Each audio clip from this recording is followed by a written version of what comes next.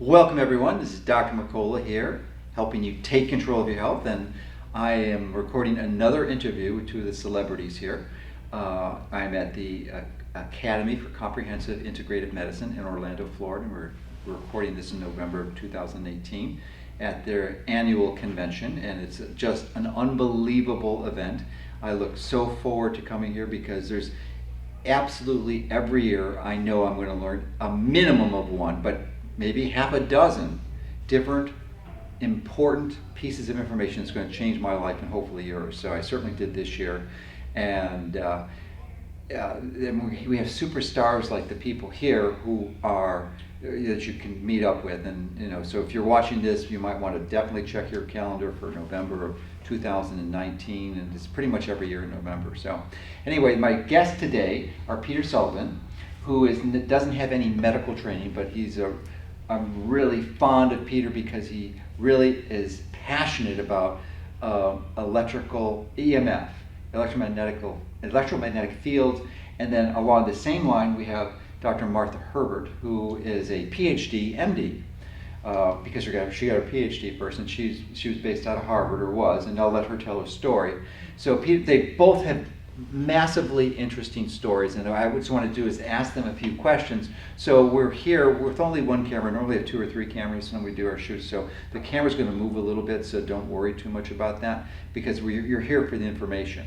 So Peter, why don't we start with you, since you're closest to me, and give us a history of who you are, how you got interested in this, because I do know that he has EMH, or still has it, I guess, to some degree, but maybe not. I'll let him tell the story. Yeah. But that was the primary motivation, but it's just, he's a wealth of knowledge, and I love this man, and he's totally committed to sharing truth and information. So. I was a software engineer in Silicon Valley, and in the 90s I was really all about personal technology. That was my passion. So I studied at Stanford, did all kinds of human-computer interaction, so worked at multiple companies as a troubleshooter in Silicon Valley, an engineer, software designer at the very end. I worked at Netflix and some other companies people would know of, Excite. And I started having some fatigue in the early 2000s and food allergies, and my kids were going through some developmental delays at the time.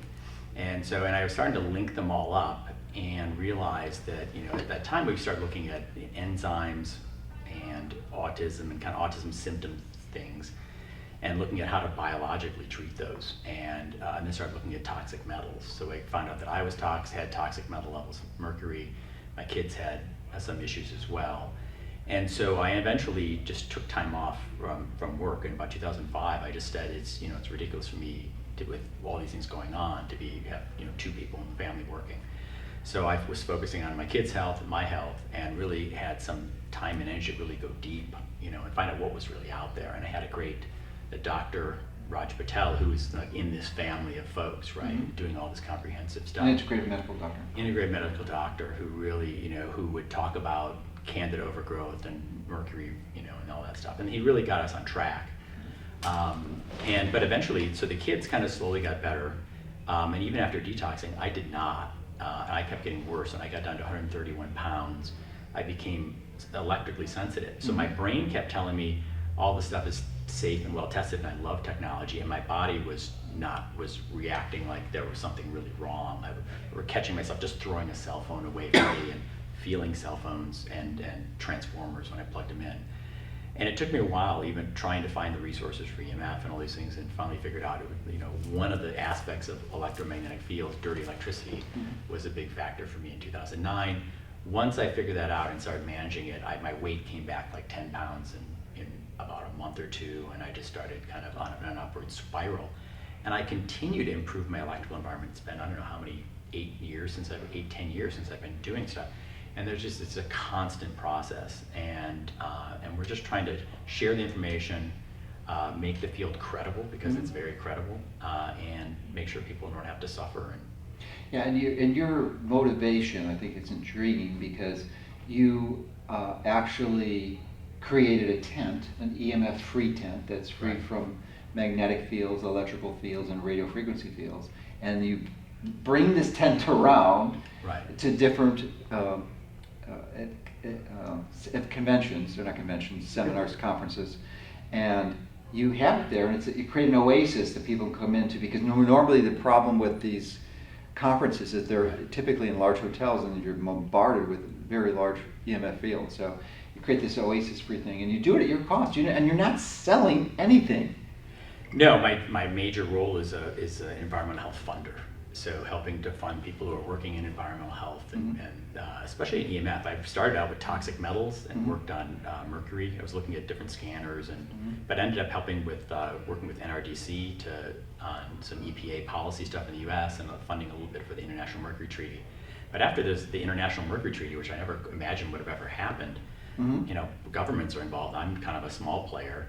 I really said, I need to focus on something where I can have an impact, and so I really felt that EMF had not been, made as credible as people need to become aware of it and need to be credible and solid, and so I put all my effort in that. Great. Yeah. And one of the people you funded as researchers, Dr. Herbert, right?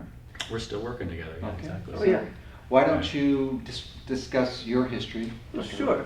I still remember when you and I first met in person. We took this great walk in the park at the northwest corner of San Francisco. Yeah. Oh, yeah. We went on that labyrinth. The labyrinth. Yeah, exactly. And we were both at that time associated with Cure Autism Now, a Exactly. foundation that was taken over in a somewhat hostile takeover by Autism Yeah, Speaks. exactly.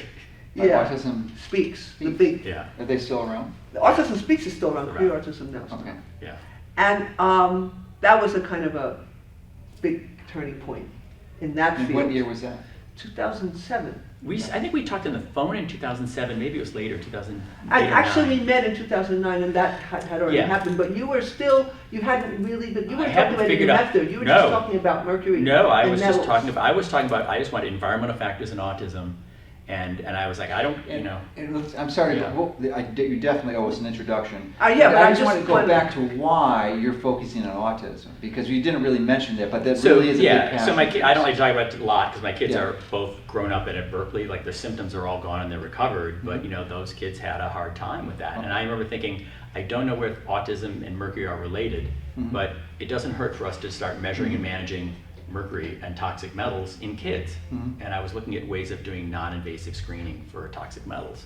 Okay. And we were talking about these things. Yeah, Right. you're still passionate. Actually, Yeah. I met Peter actually at Bulletproof Conference almost 2 years ago now. No, a year ago. A year ago. It's about a year ago. Yeah. And it was an interesting story. We were going to the dinner, Dave Asprey with the speakers, and there was no transportation. You had to take an Uber. And Right. and I never met him. I've heard of him, and Right. we just said, "Oh, you can come with us. We're going to dinner." So we did, and we joined it, and find out it was Peter Sullivan. We had a I great knew it time. was you. I mean, I knew who you were, obviously. So, and I just, it was a perfect, Yeah, worked out. opportunity to talk. Really incredible serendipity. Yeah. So, Dr. Herbert. Yeah, sure. I mean, I have a lifelong passion about the environment.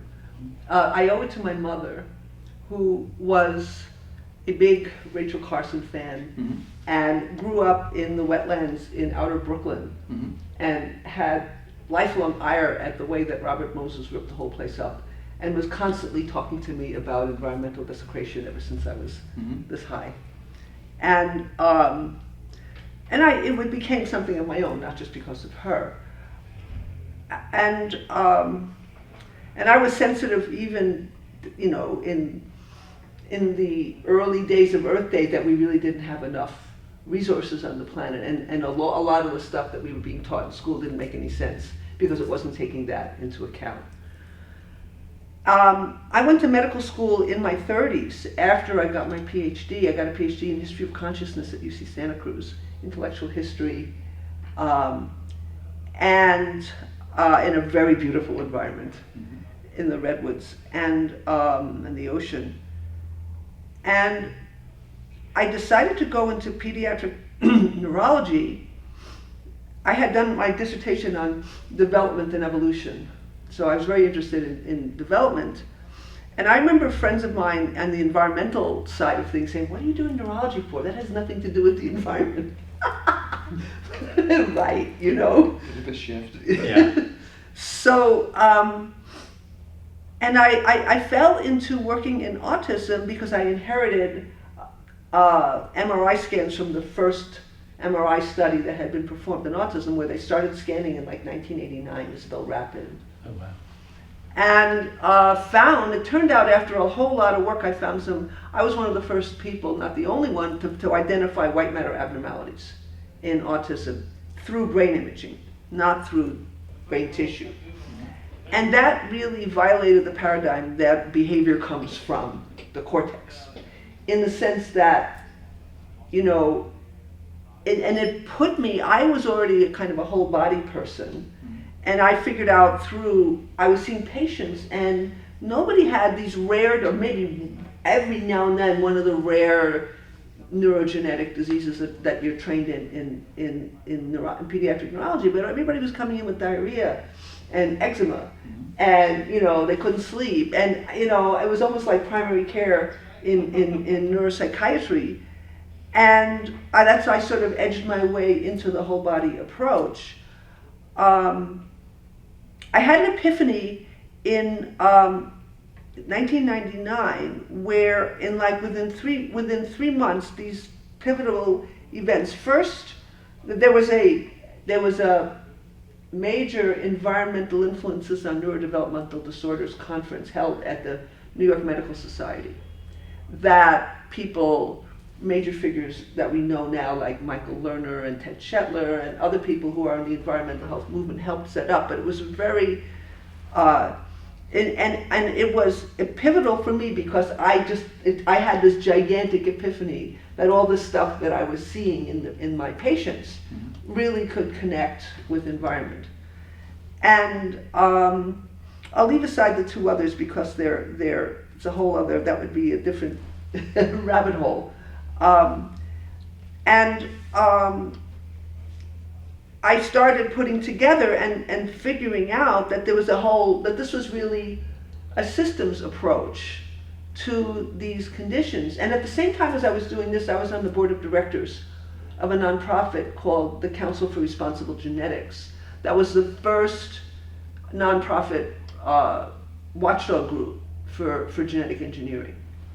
And I had stellar people. I mean, we had 2 Nobel Prize winners on the board. Linus Pauling. What year was that? I actually, before I went to medical school in the mid-'80s, I was asked to be the first executive director of the organization based on what I was doing then. Where'd you go to medical school? Columbia University. Columbia. And then you did your postgraduate training at Harvard? So I did pediatrics at Cornell, New York Hospital, and then I went up to Mass General for the pediatric neurology. Okay. And I stayed there. And why did you go and stay there? Well, because I got actually pulled out of the pile. I had applied. My father died in my last year of medical school, and I was very distracted because extremely close to him. It was very traumatic. Yeah, it was traumatic, and I also inherited 2 farms. It was complicated. So, and I got pulled out of the pile because of 15 years of experience prior to medical school in systems biology and systems research. Okay, going all the way back to my training with Gregory Bateson when I was a graduate student. And you know what systems biology is, but I would say 99% plus percentage of people watching this do not. So could you help us understand? So, the simplest way of talking about it is that everything is a web, and things are connected, and you tug one part of the web, and the rest of the web changes.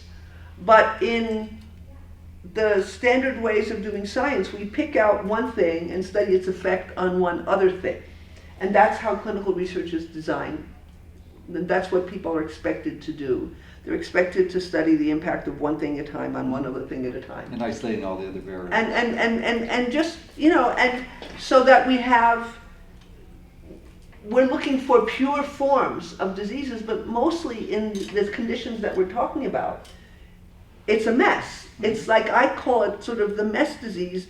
Everybody has a bunch of different things, some of which are more prominent than others. And when you take enough of a history, you find, like early on in my figuring out about autism as a systems problem, I was looking at, so-called specific language problems or developmental language disorder.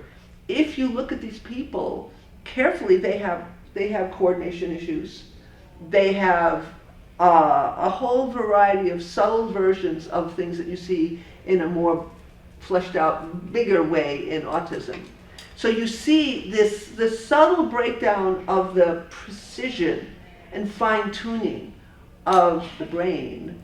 And I've come now, and I'm speaking now from a perspective that I wouldn't have said it this way 15 years ago, but I feel like what happens with the environment and its impact on the brain is that it degrades the precision and the fine-tuning of the integration. It narrows our focus because we don't do long-range connections so well. So now jumping back to things I'm thinking about now, I mean, I just finally, after looking for somebody to talk about it, found a great article about how the networks that are described in the brain that are messed up in psychiatric illnesses, not just autism, schizophrenia, depression, and so forth, the hubs of these networks have very high frequency, gamma frequency. Gamma frequency is like 40 or higher. And it turns out that this gamma frequency is driven by cells that are very high energy demand, mitochondrial centered cells. In the brain. In the brain. So what we're having now is, after years of all these people studying these networks with no connection to metabolism, we have enough studies showing that actually the metabolic stuff going on in the brain maps onto the networks going on in the brain. And the proportion of network disturbance is, in some of these cases, has been shown to be proportional to the amount of mitochondrial dysfunction. So my passion for the last 6, 8, 10 years, as I've gotten into the system stuff, is to look, because I developed I have a brain research program at Mass General called Transcend, Treatment, Research, and Neuroscience Evaluation of Neurodevelopmental Disorders. We had MRI, MEG, and EEG. And what's an MEG? An MEG is like an EEG, but it's a magnetoencephalogram. So it measures the magnetic activity of the brain. Now the EEG measures the electrical, and when you have electrical activity, the magnetic is at 90 degrees. So they measure the same thing, but in somewhat different ways. So, I did a research study on, my hypothesis was that autism is not something you're born with, it's something that you develop. And in order to study that, I started studying babies from the time they were in their mother's womb. So we got biosamples from the mothers. We got biosamples at birth. And then until the mothers stopped nursing, we were getting biosamples from them. And then biosamples plus EEG plus autonomic, we could only get electrodermal, the sympathetic at that time, using wristbands. And to see how things deteriorated in the kids who developed autism. At this point, what we found is something that could be interpreted in a variety of ways. We're working on publishing this, that we have EEG data at 2-week-old babies predicting their outcome at 30 months. Now, I just finished saying that I think that autism is something you develop, and that would sound like something you're born with, but you can't say that they have autism. So the way I think about it is that their brains are really excited and irritated, and so it matters very much what happens. So they're more predisposed. They're more predisposed, and they're also... And you can predict it, identify these individuals. So then, if you can predict that early, then you would want to do something about it, which leads to a small number of primary care pediatricians doing whole body approaches to children with autism, the parents, and pregnant mothers in those families, showing that when they initiate a whole body lifestyle modification, wellness promotion, avoidance of toxins, avoidance of allergens, just about none of the babies are born developed autism. There's only been one paper published on this, and I am yanking the chain of somebody who has data on this so I can get the revisions to the statistician. So my feeling is what we need is a public health intervention where people are taught how to keep healthy from preconception to pregnancy to infancy, And that when these babies are born and if they get this EEG and it says that their brains are irritable, you don't want to do a drug. I have disagreement with some of my colleagues about this. You want to do safe and healthy things because that's the problem. From our point of view, that's the problem in the first place. Mm-hmm. Exactly. So, and that leads to, Peter and I are working now on setting up a database online for capturing, because Peter has a Facebook group Mm-hmm. for families of children with autism who want to learn about Wi-Fi because there's a lot of anecdotal stories. Right. Anecdata, I learned that word Yeah, yesterday. exactly. That from Bob Dennis. No. That when you reduce the Wi-Fi, the symptoms abate a lot. And I know a woman who kid was stimming like crazy, and he liked to stim by the dishwasher. So guess what? There was dirty electricity in this dishwasher. They fixed it, and he stopped that, and a lot of the symptoms remitted. Yeah. So so we want to capture. People have been doing this, but we want to give them a place to aggregate the data so that we can say, look at all these people. And also, Dietrich Klinghardt did a study measuring Long time ago. a long time ago, but it has to be followed up, Yeah. where mothers of babies who became autistic compared to mothers of babies who didn't, measuring the EMF and the dirty electricity in the sleeping room of the mother was like, what, 8 times higher? Well, actually, it wasn't dirty electricity. It was electric fields and microwave. Or some Okay, but it was wireless. substantially higher. It was dramatically higher. Yeah. And that's never been followed up. So what we're trying to do is set up enough of an infrastructure that we can follow that up in a systematic way and actually have real data. That's great. Yeah. So I'm intrigued with the screening mechanisms you developed to identify the infants that would be at risk. And then, so if you can do that, answer that question, I have a follow-up question. Yeah, well, right now, since we didn't publish it, I can't really give you the exact details, Okay. but I can Well, say at a just generic generic, level yeah. that it's, I would interpret it as a measure of brain irritability. Okay. And that the measures that we're is it- using are really basic. So it's a to simple EEGs, screen. really basic, yeah. Okay, simple screen. Need some math, but you can set up an algorithm, Okay, Right. well, good. So you say you've identified this subgroup of infants who are recently born, and then you're going to implement an intervention. And both of you are so good at this because you've been in the field for a long time, and you're speaking to the parents of autism frequently. And I'm wondering if you could quantitate or rank order the risk of factors that can contribute to this. And the 3 big ones that most people talk about, and I've heard you talk about, Peter, are the vaccines, glyphosate and EMF. Yeah, And I wondered, I would say that or my maybe- personal experience would yeah. be that the EMF and the glyphosate might be more than a lot of people talk about the vaccines, and I think that the EMF is going to be bigger, but we don't have data yet. Yeah. And I would Yeah. add, honestly, I would add food. I mean, people are Right. eating all this sugar, they're eating all this Right. crappy food, So, they're and- eating allergens, and a and more- just simply reducing allergens in the mother's diet from preconception to pregnancy is a really big deal. well, there's 2 components of food. One is the metabolic, where you're Yeah, causing and the- insulin resistance and mitochondrial Right. dysfunction, and the other is the allergenic And the immune, yeah. in the immune. So, Because the immune, if that immune stuff is going on and the baby's brain is developing, you're biasing the brain toward a more irritated state. I call it being closer to the edge of the cliff. We want to pull these people away from the edge of the cliff.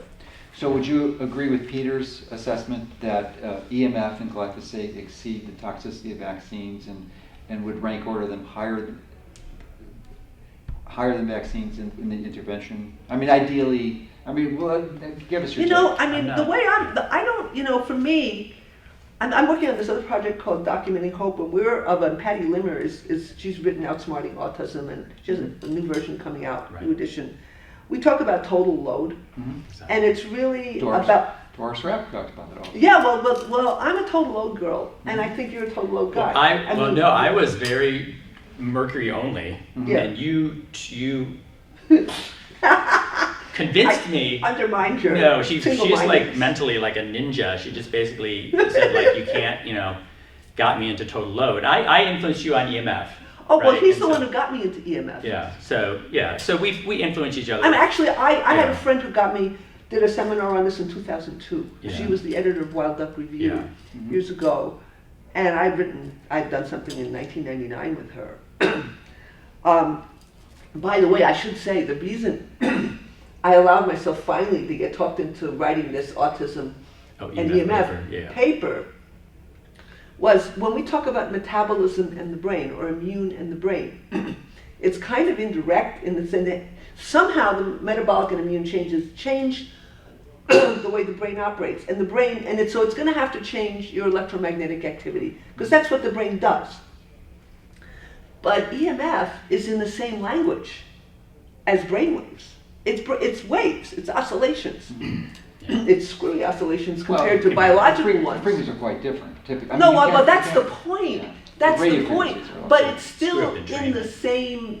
same Some of kind of biophysical Sure, level. domain, yeah. Yeah. And I just thought, I mean, I care about EMF, but I was actually interested in figuring out whether by learning about this, I would get a better understanding of how the brainwaves are getting changed in neurodevelopmental and neuropsychiatric disorders, because, you know, how environment impacts brainwaves. Okay, so in an ideal world, we would have this screen that's done routinely, and you've done the Yeah, due diligence, every- it's published, every- it's accepted, it's conventional medicine, every Along child with the gets it. baby hearing screen, you get this screen. Right. So that Because it's just already- like yeah. in the well baby nursery or the wherever. Right. that's an ideal world, but we know that's not happening next year certainly, and probably may never happen. Well, it'll probably But- happen, but not but- quite for, you know. Yeah, for quite some time. So, but say we had this, in some ways it almost doesn't matter because the change. I mean, everyone needs these changes. That's Because exactly it's- right. That's the whole point. It's a Right. mood issue. Right. I mean, They're not, it's it's almost, not just autism, it's everybody. Right. And there's some and people all the, over the so edge. in the Documenting Hope project that we're just getting close to launching, we finished up the second IRB. And We're saying IRB is a institutional. human subjects ethics approval thing. Right. That you Because have to most- get to many do. people wouldn't know. Yeah, I know. Yeah. So thanks for always asking me, but I'm always ready to explain. Okay. So we're finishing that up, and basically we're looking at all chronic pediatric. There's an epidemic of all pediatric chronic illnesses, major ones, not the ones where we know some kind of very, very specific genetic error or problem. But all of these things are crazy high. 1 out of 2 children having some kind of a chronic disease diagnosis in the United States. That's ridiculous. That's the stats today. Yeah. So for me, I decided a number of years ago that you can't understand autism without putting it in a broader context, because there are more commonalities than differences across the chronic And what would illnesses. some of those other chronic diseases be? Other Oh, than you know, asthma, obesity, depression, autism? you know. Fibromyalgia. has been Yeah, well, coming up. but I'm not so much in kids, but so Oh, we kids, I'm in sorry. kids. This isn't Yeah, kids. I'm sorry. You know, even the the kind of juvenile rheumatoid arthritis, Yes. idiopathic arthritis, and what we're saying is that families are becoming their own case managers and getting these kids totally better. So we want to study how these people get better and what that's about. And we've never been a prospective study of recovery before. And a definite part of this is going to be inspecting the home, building biologists going in, looking for the EMF, looking for all the toxic products under the sink, all this stuff. And we have already launched an environment you can enroll on. Parents can enroll now. The CHIRP study, the Children's Health Inventory for Resilience and Prevention, and you get a very detailed report of your child's history that you can take to your practitioner for And participating. how does someone enroll in that study? I'm sorry? How does someone enroll in that study? They can go to the Documenting Hope website or look up CHIRP, and there's an enrollment place on the web. So documenting hope. Documentinghope.com. Okay. Yes, and we also have a really cool trailer about the film that's Okay, going to great. be coming along with the study.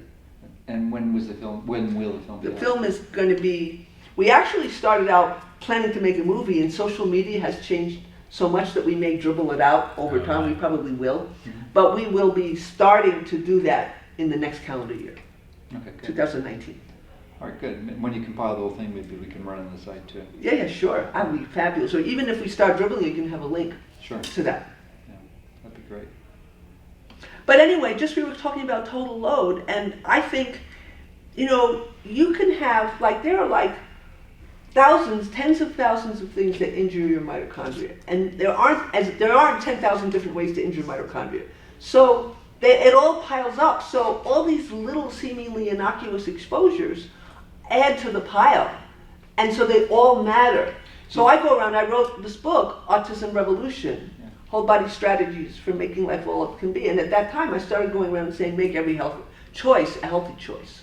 And I would say, you would say the same thing, Yeah, and we just did a booklet at last couple autism conferences, we did a booklet called Simplifying Autism Recovery, Improvement in Recovery, and another talk called, you saw, Simplifying Autism, Removing Barriers. And so we have this little booklet, we've got these talks are all online, and I come up with a list of suspects, but my real goal is, in the short term, in the next year or so, if parents just start looking at this list of suspects, and I don't want to be too attached to the order or sequence, because they're going to be different for different people. And it depends on also their own circumstances, what's accessible to them to do. Right, so I just think I want to move the conversation away from what doesn't cause autism, and to have people start talking about what are the environmental suspects and what can I do.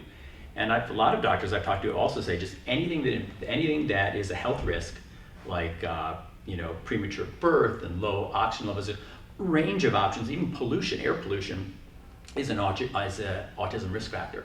So anything that can impact your health can increase your risk for autism. And I think the one we're also concerned about for dads, because there's usually not. Oh, this is big. Yeah, this is a big one. We've talked about this, which is cell phone in the pocket for dads. We think de novo is a big issue. De novo, about de novo mutations is they found out that a lot of. Wait. Okay, this is all this should be done. But this is what is a de novo mutation? Yes, what I'm saying. Okay. De novo mutation is the kid has a mutation that neither parent had. De novo means new. Novo is new. Right. So the kid has this mutation, and the geneticist says, "Oh, it just happens." Well, of course, yeah. And environment doesn't have any. I swear they all said this. Right. Or age of the dad, the older dad. They were always saying, is it genes or environment? I wrote a paper in 2007, Autism and Environmental Genomics. It's both, But right. And so then people were saying, well, it could be environment, but the cell phone mutates the genes. Right, exactly.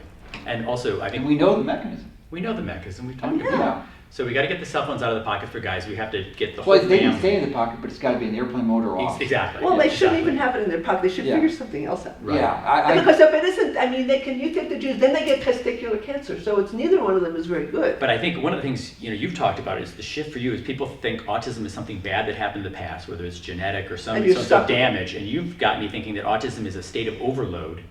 And then we need to start undoing the loads. Right. And so just start unloading, getting rid of the risk factors for the men, so the genetic risk factor before birth, but then for the whole family, lightening that total load. Mm-hmm. And we did learn from that Stanford twin study that everyone assumed autism was 100%. Some people still assume autism 100% genetics, which is ridiculous. It's laughable. The Stanford twin study showed, on average, looking at identical twins, some identical twins, one has autism, one does not. So they did all the stats, that proves it, did all the stats that it's 38% genetic contribution and 62% environmental. So we could be really dialing down autism right now by dialing down these environmental factors, and not just one of them, but a range. We were saying if there was one thing that was really broken, it's really the regulation, the lack of real actual safety regulation. Yeah.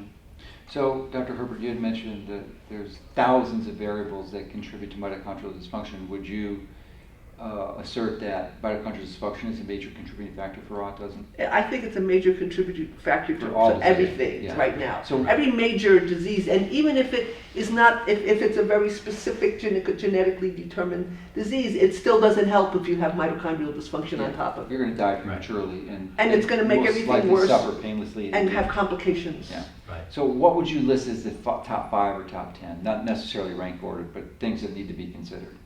Well, toxic exposures and EMF and the inadequate antioxidants in your diet.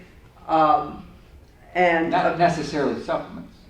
No, not necessarily. No, you need multicolored foods. You need a rainbow. You need all phytochemicals from the foods. The good, and to not have and to have food that's been even if it looks like it's the right kind, but if it's been raised in a mineral poor if it didn't have the opportunity to generate all of these chemicals that are good for us. Not grown in good soil. Exactly.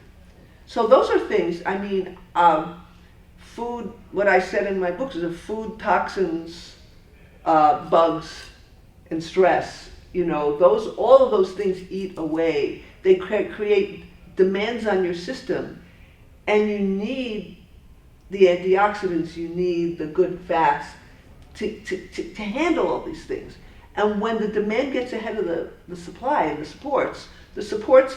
stressors get higher than the supports, you're in trouble. So you want to get the supports up and the stressors down. Okay, so Right. let's get practical now, because you've both been doing this for quite some time. Okay. And you're in the trenches, you see people that struggle with this every day, and you're out there lecturing. So I'm wondering if you could describe the most common confusions that you see, or the steps that people aren't taking and they should be.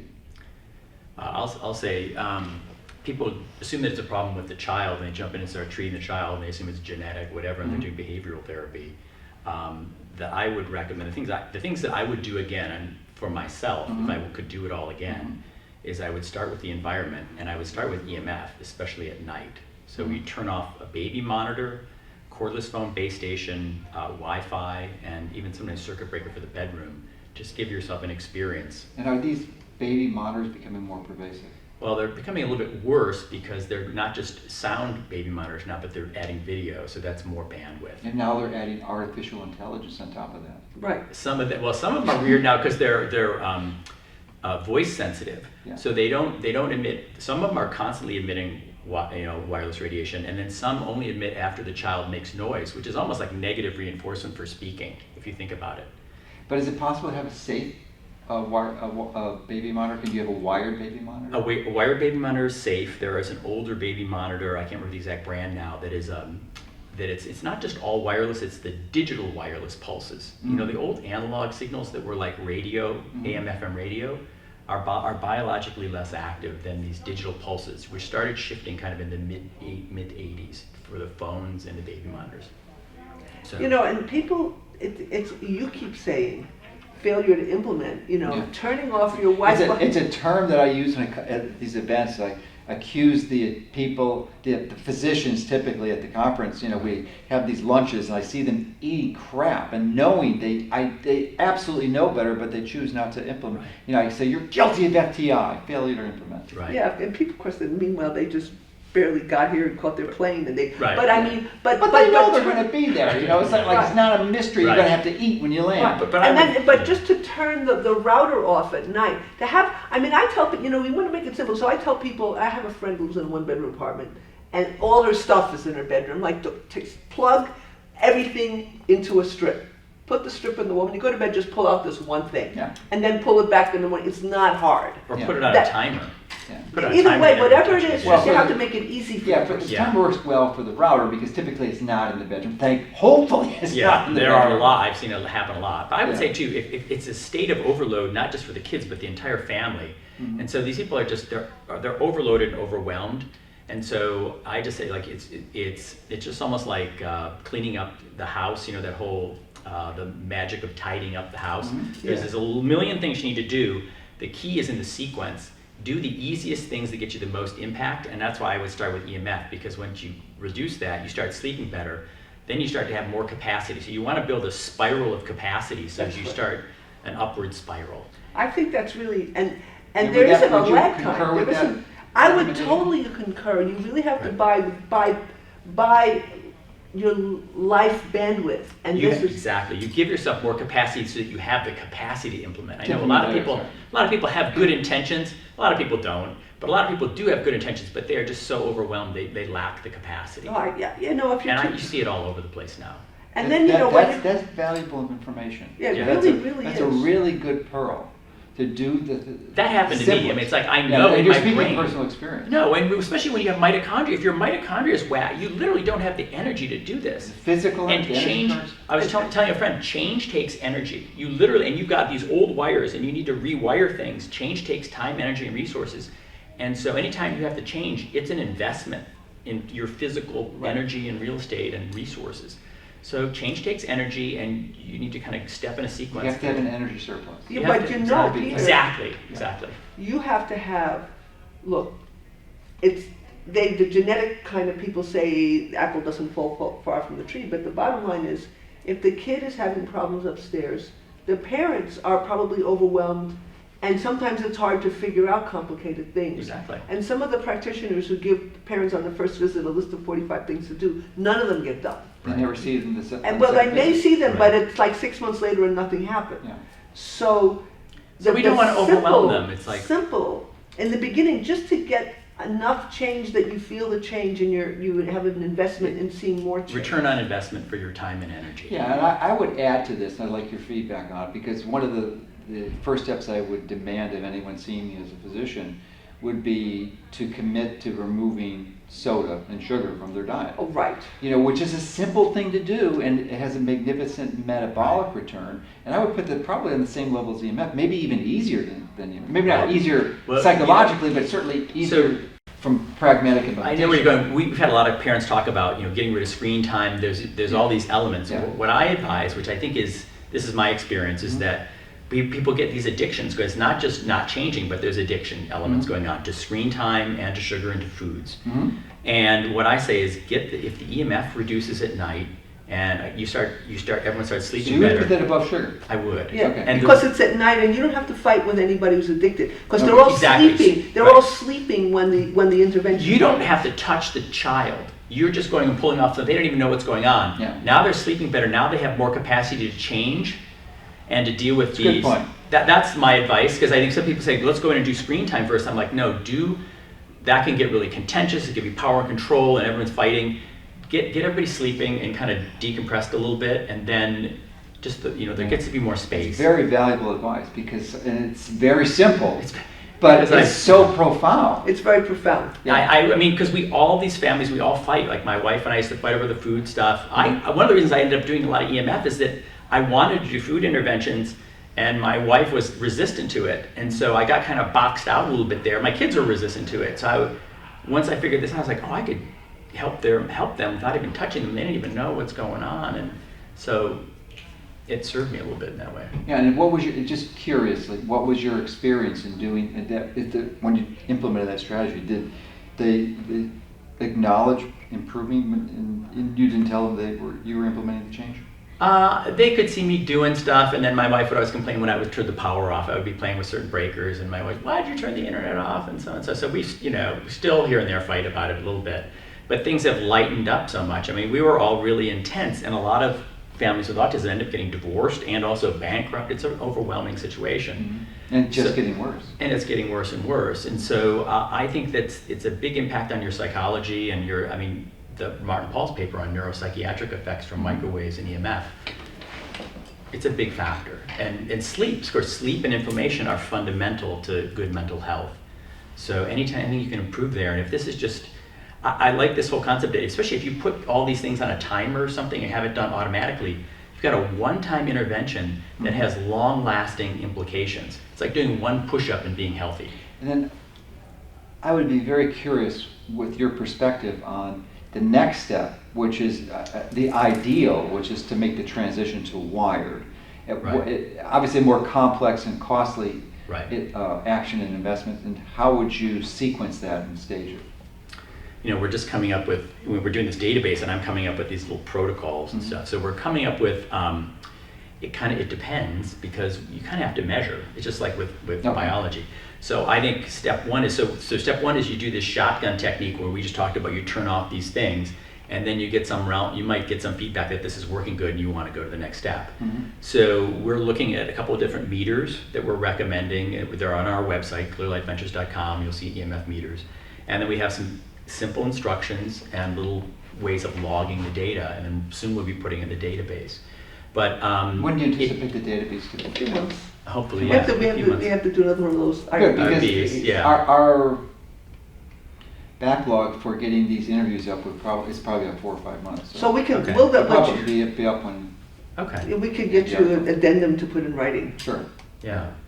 But and it depends on what's high. So we put it on this little radar graph of like what it's in, and if magnetic fields are the highest, then I'm going to have little instructions on here's what to do next. It's kind of a hybrid between what building biologists generally do and what some audio folks do, or grounding experts like Ellen Maher, and my own experience. And it'll be kind of a living document, and we'll debate it, and there'll be different things for different people, and hopefully there'll be choices.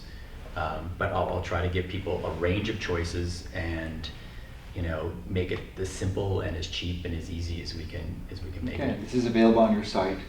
We're moving in that direction. So it's the EMF and Autism group will probably be the first place where we start to share it, and we'll start public. The meter we'll sort of instructions. beta test it with them. Yeah, we'll beta test it with a smaller group. The meters and the meter instructions are there now. The mitigation instructions I'm working on right now. Okay. Yeah. That's great. Valuable resource for so many people. Yeah. That's wonderful. So any other strategies or recommendations that you'd like to add to these?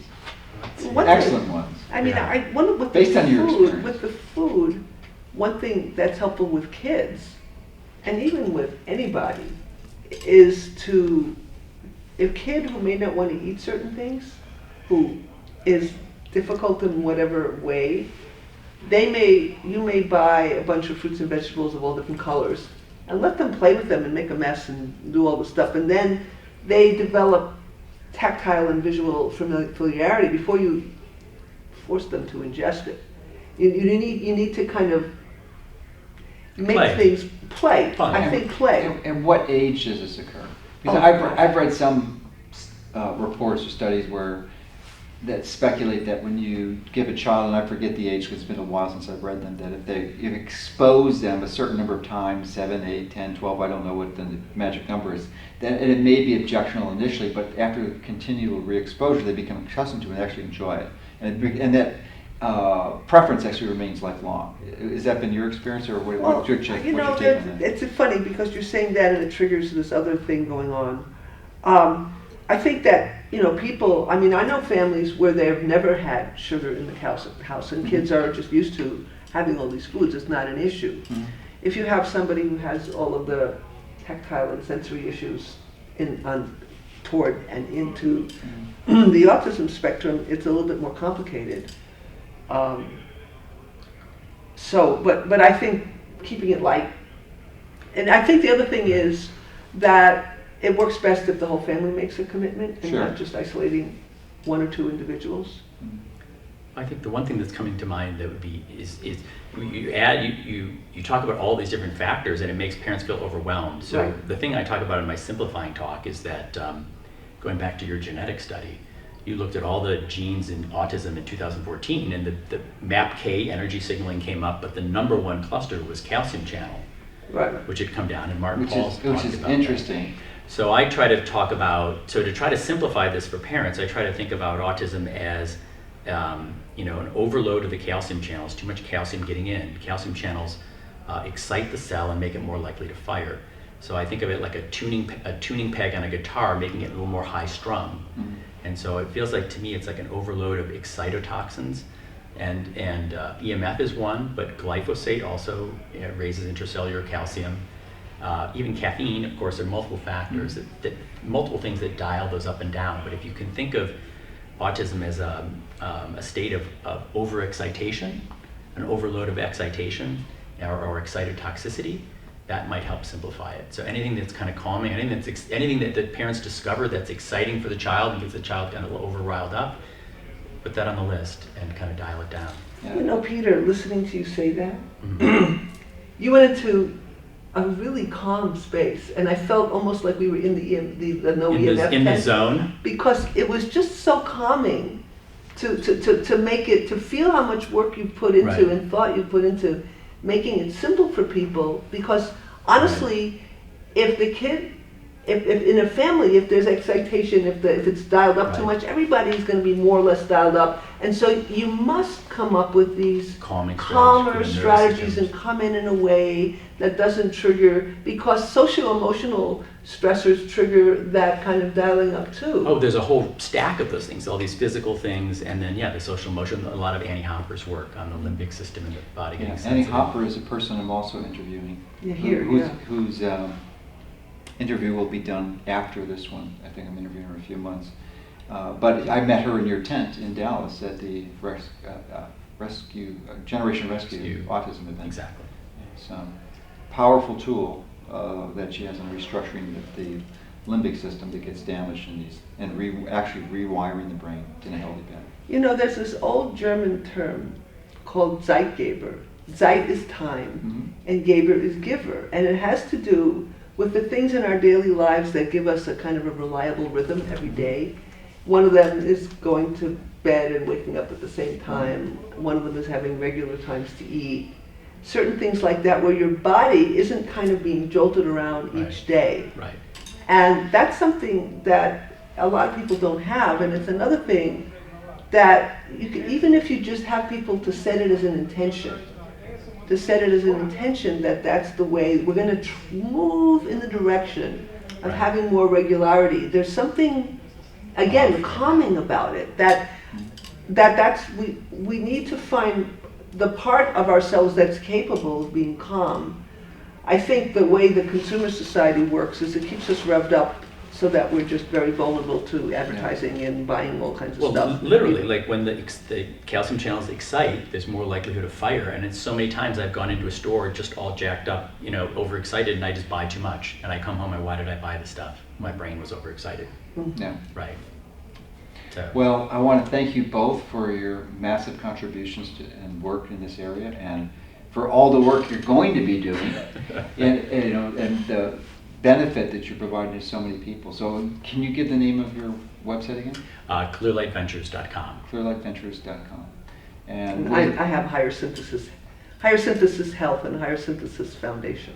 Okay, .com? Yes. Okay, great. All right. Well, we look forward to seeing everything compiled and your recommendation list. It'll be great. And thank you for sharing your wisdom with us today. Thank you very much. Thanks. Thanks so much for watching. Remember, hit the like and subscribe button so you can get more videos that can help you and your family take control of your health.